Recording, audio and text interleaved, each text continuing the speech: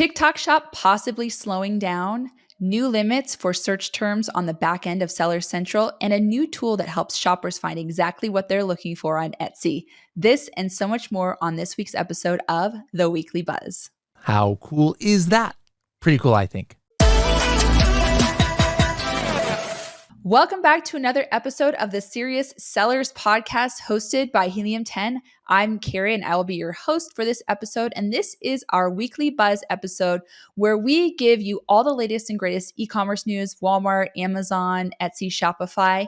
And we also give you serious strategies for serious sellers at any level. So let's go ahead and see what's buzzing. Okay, so the first article that I would like to talk with you about today is from Business Insider. And what they're saying is that TikTok is going to increase order minimums for shoppers because they're kind of losing money. They've been offering free shipping and also reimbursing sellers on the other side.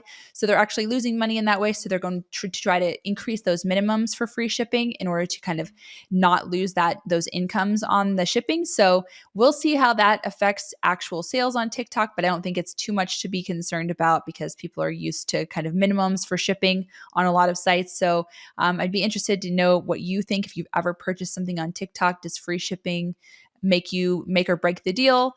Let us know in the comments below. Okay, and the next article is about Amazon. Now, last week, if you didn't hear about this from Shivali talked about how AI kind of changing listings for sellers, and it was causing a lot of issues because sellers were getting de-indexed for different things. And so now there's an announcement about the partnership for a generative AI for listings. So what they are partnering with is NVIDIA, and what they're saying is they're going in and identifying product listings where they think the content could actually be improved upon. And so they're automatically creating or generating revised content on there. So basically what they'll do is they'll contact the sellers and, allow them to, give them the feedback and allow them to decide whether or not they want to change it. Now, this is very interesting because the way it's been happening is that they're actually automatically have been changing it in the last few weeks, which has caused a lot of ruckus in the seller world.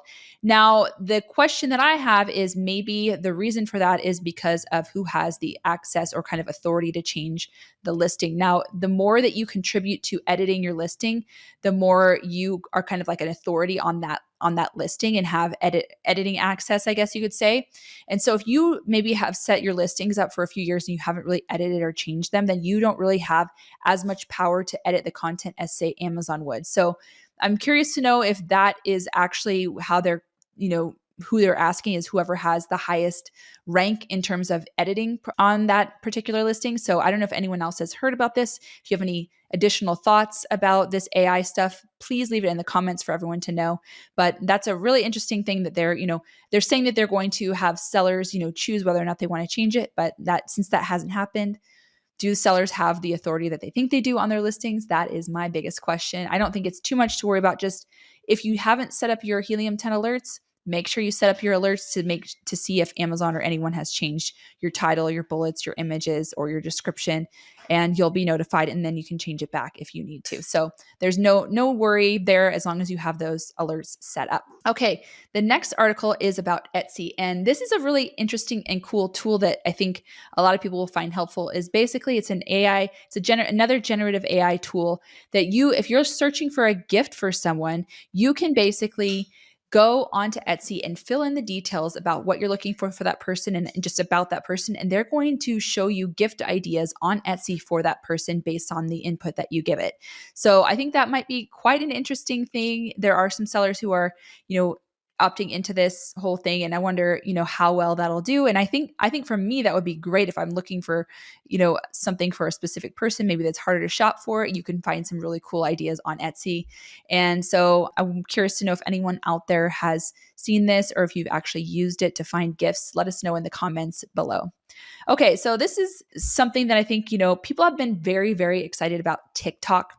And TikTok is our next article, and it's about, whether or not the usage is slowing down. Now, personally, I do like TikTok and I love the content that's on there, but I have noticed that about every other video is a TikTok shop video where someone's trying to sell you something. So the question that this article is, saying is, is it slowing down the usage on TikTok? Is it because of TikTok Shop?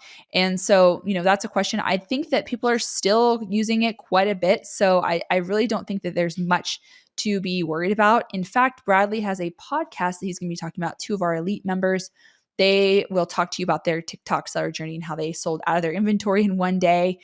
I know that even if TikTok Shop is slowing down in usage, that doesn't mean that the opportunity isn't there. I really think that TikTok Shop, especially in 2024, is a huge opportunity. There's always people on there. There's always going to be opportunity there. So don't sleep on it this year if you haven't gotten on there. And let us know if you have started selling on TikTok Shop and what your success has been on that so far. Okay, the next thing we have here is in our Seller Central account here for our Manny's Mysterious Oddities. And if you look here, it's called generic keywords now, where it used to be called search terms. And they are allowing up to 500 characters in some instances, and you can actually add more lines here. So you can add more characters in the back end. Now, with testing, Bradley's actually done quite a bit of testing if you've been listening to him.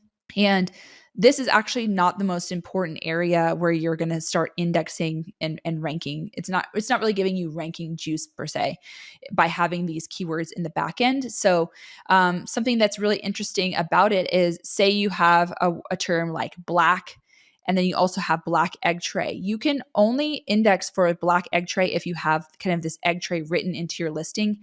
You can't just index for words that are individually written in the back end. And I'm going to show you what I mean by that. So if we went to Helium 10's index checker, what I did is I took our ASIN, I put it in there, and I put black and then black egg tray. And you can see that we're not actually indexed for black, but we are for black egg tray. So the trick is that it has to kind of match up to something that's already written in your listing that you're indexed for.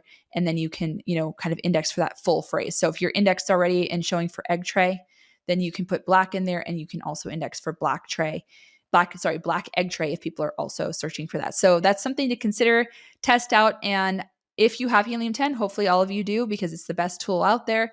Check your index checker and start to test this out, and let us know if you've had the same results that we have in terms of the single keywords or the the phrases as well. Alrighty. And last but not least, I wanted to get into something that is really cool. I think that a lot of us will benefit from, and that is our newest tool in BlackBox. And it's our ABA search term tool that is in BlackBox. And it's basically bringing in brand analytics information. And brand analytics, what it started out as is it's only for, brand registered sellers.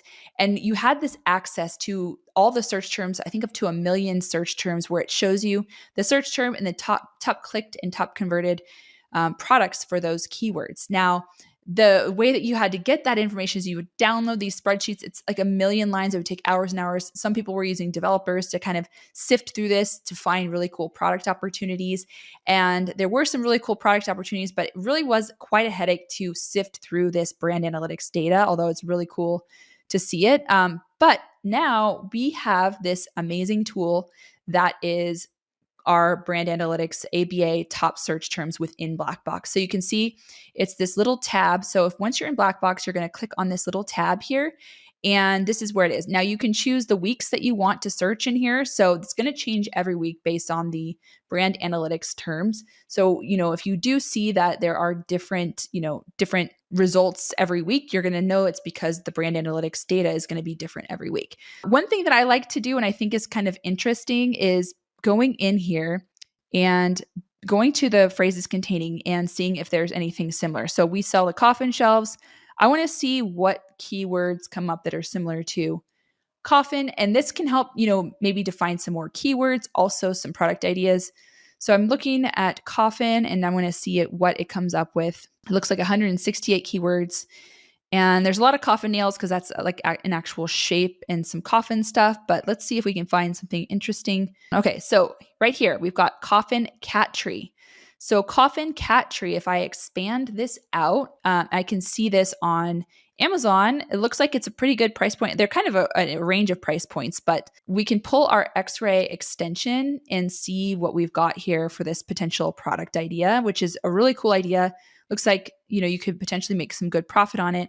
Okay, so we've got this one right here. Looks like it's making the most, 60,000 in revenue every month, they've got 449 units sold in the last 30 days, and that's a great price point. So that could be something that would be interesting to kind of differentiate on and see if you could sell it. Now, all of these on this page are not even, coffin cat trees, but you might, think about maybe ways you could differentiate with a Gothic cat tree, things like that. So something else you can do is you can also just take this ASIN, and I'm going to just copy it and go back into the BlackBox, and I'm going to go up here and clear these filters. So I think that's a great idea, but let's see if we wanted to see kind of the top keywords that they have the top click share and conversion share for. I'm just going to put that ASIN in there, and I'm going to apply the filters, and this will actually show us the top clicked and the top converted keywords for this particular product. So we've got Goth Cat Tree, and that they get 37% of the click share and 29% of the conversion, which is pretty amazing.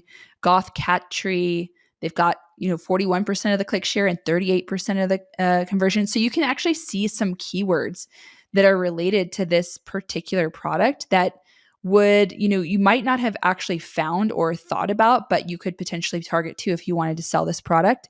And you can analyze each one of these. You've got a black cat tower.